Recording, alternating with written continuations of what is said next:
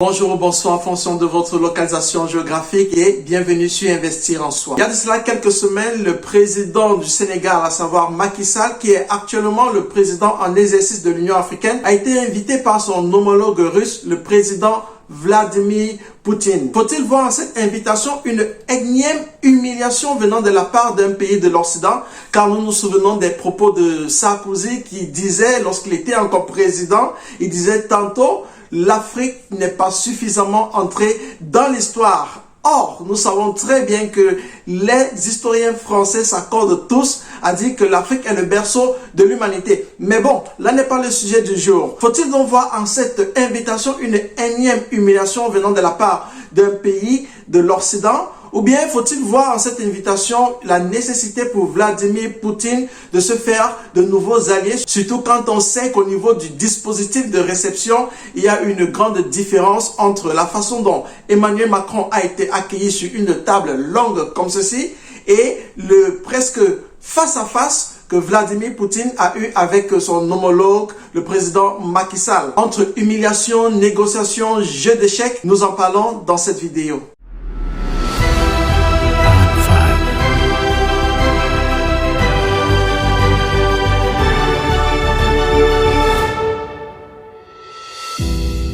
Bonjour une fois de plus et bienvenue sur Investir en Soi. Je suis Achille, entrepreneur depuis mon adolescence et par expérience, je me suis rendu compte que le meilleur moyen d'être véritable créateur de richesse, c'est d'investir en soi et c'est dans la raison d'être de cette chaîne. Ici, nous parlons d'argent et de mindset afin d'être de véritables instruments pour un développement durable de Mama Africa. Si c'est là une thématique qui t'intéresse et que tu n'es pas encore abonné à cette chaîne, alors je t'invite à passer rapidement à deux actions. La première, c'est de t'abonner.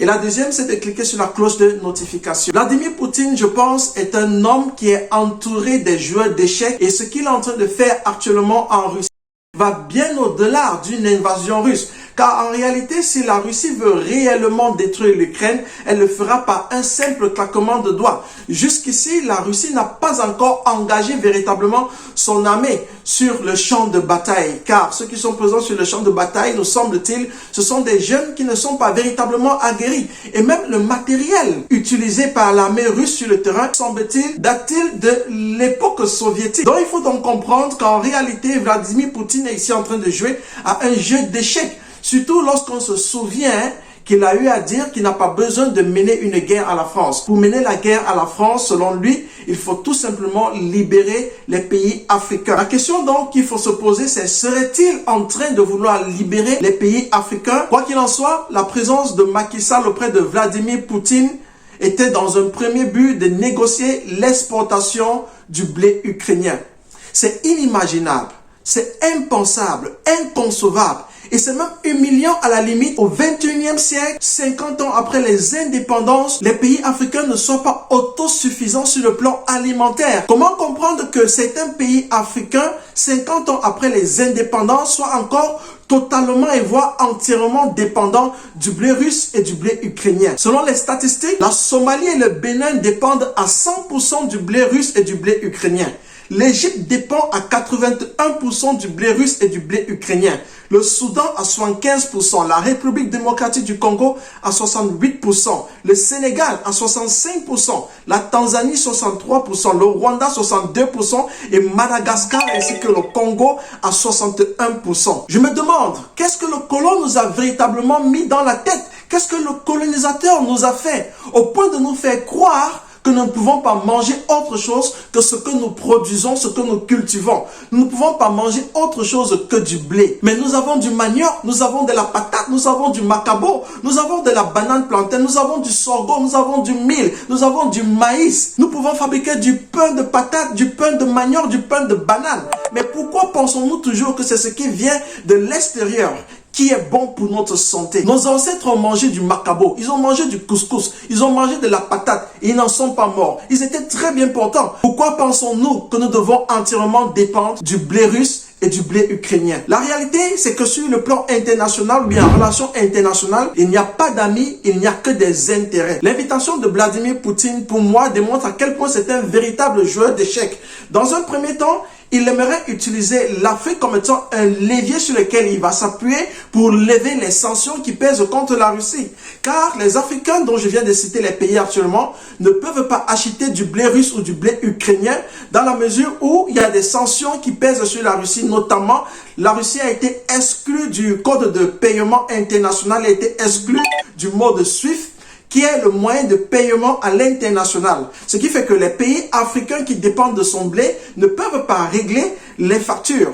Alors, qu'est-ce qu'il faut faire pour Vladimir Poutine pour que ces sanctions soient levées? Il faudrait que les pays africains puissent, n'est-ce pas, se mettre à jouer la marionnette et supplier les Occidentaux, les Européens de lever ces sanctions afin qu'ils entrent en possession du blé russe et du blé ukrainien. D'un autre pan, on pourrait voir les choses différemment, car pour Vladimir Poutine, ça lui importe peu que ces sanctions soient levées, dans la mesure où depuis 2014, ils vivent déjà avec des sanctions. Et il a d'ailleurs dit, avec ces sanctions, la Russie sortira plus forte. L'économie de la Russie sera encore plus grande. Donc pour Vladimir Poutine, étant entouré des véritables joueurs d'échecs, il est conscient qu'avec la levée ou la non-levée des sanctions, son pays pourra faire face à tout cela et continuer d'avancer. Alors, quel est l'enjeu ici pour Vladimir Poutine? Je pense que Vladimir Poutine voudrait véritablement mener une guerre à la France-Afrique, car il a déjà dit plusieurs fois, pour mener la guerre à la France, il suffira tout simplement de libérer les pays africains et plus particulièrement les pays de la sous-région Centrafrique, les pays de la zone CEMAC.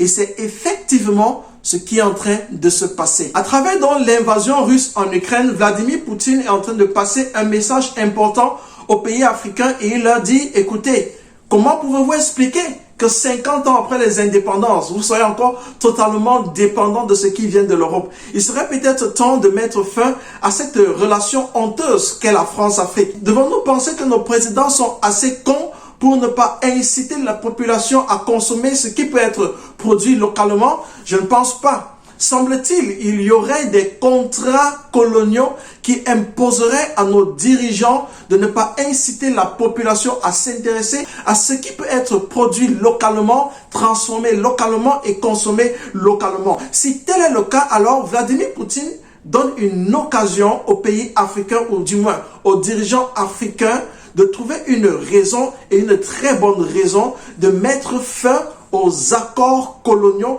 qui les imposent ou bien qui les incitent à ne pas favoriser les cultures de ce que nous pouvons produire et consommer. En d'autres termes, la présence du président de l'Union africaine auprès de Vladimir Poutine laisse comprendre deux choses. La première, Vladimir Poutine aimerait avoir de nouveaux partenariats, aimerait gagner davantage du terrain en Afrique, comme ça a été le cas avec la Chine depuis ces dernières années. Et c'est d'ailleurs quelque chose qui est très bien perçu par les populations africaines, notamment en République centrafricaine et également au Mali. Mais il ne faut pas perdre de vue une chose. En relation internationale, comme je l'ai dit plus tôt, il n'y a pas d'amis, il n'y a que d'intérêts. Le peuple africain devrait comprendre qu'il est important dans cette nouvelle relation que Vladimir Poutine voudrait construire, que chacun puisse avoir son gagne-pain. Ça doit être une relation gagnant-gagnant et la jeunesse africaine est en train de comprendre cela. La deuxième chose qu'il faut noter ici, c'est l'opportunité que les présidents africains ou bien la population africaine a de prendre conscience de produire ce qu'elle peut consommer. Ça ne sert à rien de s'attarder sur les cultures de la honte, le cacao, le café et j'en passe, que nous produisons et que nous ne pouvons pas transformer. Nous leur vendons notre café, nous leur vendons notre cacao au prix par eux décidé. Ils le transforment et ils nous le revendent, le produit fini au prix fort. Mais qui est le perdant dans cette affaire? La visite de Macky Sall pour moi en Russie n'est pas une humiliation, mais une opportunité à saisir. Ouvrir grand les yeux et comprendre qu'il est temps que nous puissions constituer un véritable bloc afin de peser lourd dans les décisions du monde qui est en train de se dessiner. De façon brève, ce qui me passe à l'esprit lorsque j'observe la scène. N'hésitez pas de partager avec nous dans les commentaires votre vision et votre perception de la chose. Je vous donne rendez-vous au courant de la semaine pour la suite de nos activités. Et d'ici à là, je vous souhaite un succès retentissant dans vos entreprises, à condition bien sûr que vous preniez vos responsabilités en main. Bye.